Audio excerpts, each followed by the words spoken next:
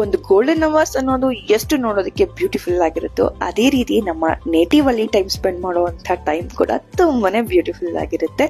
So ಒಂದು ಸಿಟಿಯಲ್ಲಿ ತುಂಬಾನೇ ಏರ್ ಪೊಲ್ಯೂಷನ್, ಸೌಂಡ್ ಪೊಲ್ಯೂಷನ್ ಜೊತೆಗೆ ಪೀಸ್ಫುಲ್ನೆಸ್ ಅನ್ನೋದೇ ಮರ್ತು ಬಿಟ್ಟಿರ್ತೀವಿ. ಅದೇ ನಮ್ ನೇಟಿವ್ ಅಲ್ಲಿ ಬಂದಾಗ ಒಂದು ಒಳ್ಳೆ ಗಾಳಿ, ಅದ್ರ ಜೊತೆಗೆ ಬರ್ಡ್ ಸೌಂಡ್, ಅದ್ರ ಜೊತೆ ಒಂದು ಒಳ್ಳೆ ಫಿಲ್ಟರ್ ಕಾಫಿ ಇದ್ಬಿಟ್ರೆ ಇನ್ನಷ್ಟು ಸೂಪರ್ ಅಲ್ವಾ.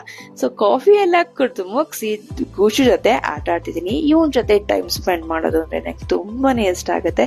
ಇವನ್ ಜೊತೆ ಸ್ವಲ್ಪ ಹೊತ್ತು ಆಟ ಆಡಿದ್ರೆ ಸಾಕು, ಒಂಥರ ಮೈಂಡ್ ರಿಫ್ರೆಶ್ಮೆಂಟ್ ಅಂತ ಅನ್ಸುತ್ತೆ. ಅದೆಲ್ಲ ಆದ್ಮೇಲೆ ಧೃತಿ ಕೂಡ ಅವಳ ಫ್ರೆಂಡ್ಸ್ ಜೊತೆ ಆಟ ಆಡ್ತೀನಿ ಅಂತ ಹೋದ್ಲು.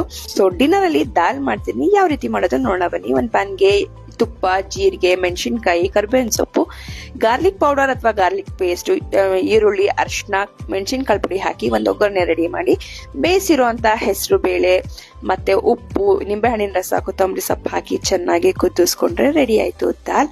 ಇದು ಚಪಾತಿ ಮತ್ತೆ ರೈಸ್ ತುಂಬಾನೇ ಚೆನ್ನಾಗಿರುತ್ತೆ. ಸೊ ಹೀಗಿತ್ತು ಈವ್ನಿಂಗ್ ರೂಟೀನ್ ನಮ್ಮ ನೇಟಿವ್ ಅಲ್ಲಿ. ಈ ವ್ಲಾಗ್ ಇಷ್ಟ ಆದ್ರೆ ಫಾಲೋ ಮಾಡೋದು ನೋಡಿ. Thank you for